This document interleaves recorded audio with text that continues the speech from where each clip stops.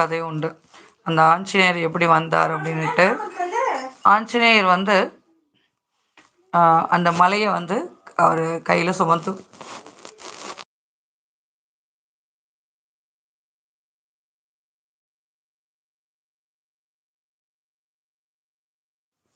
அதாவது அந்த மலையை வந்து கையில் எடுத்துட்டு அவர் போகிறப்ப அவருக்கு தாகம் எடுத்ததாகவும்,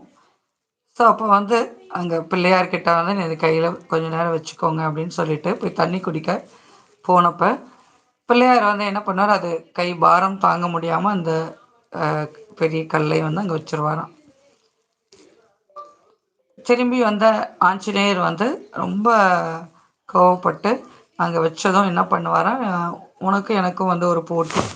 அதாவது அந்த கல் வளருதா இல்லை நான் வளரனான்னு பார்க்கலாம் அப்படின்ட்டு அந்த வைத்த இடத்துல வந்து இந்த கல் வந்து மிகவும் பெரிய உருவமாக மாறியதாகவும், அதே போல் இவரும் வந்து ஆஞ்சநேயரும் வந்து வளர்ந்துட்டே வந்ததாகவும் இந்த போட்டி வந்து இதுக்கு எல்லை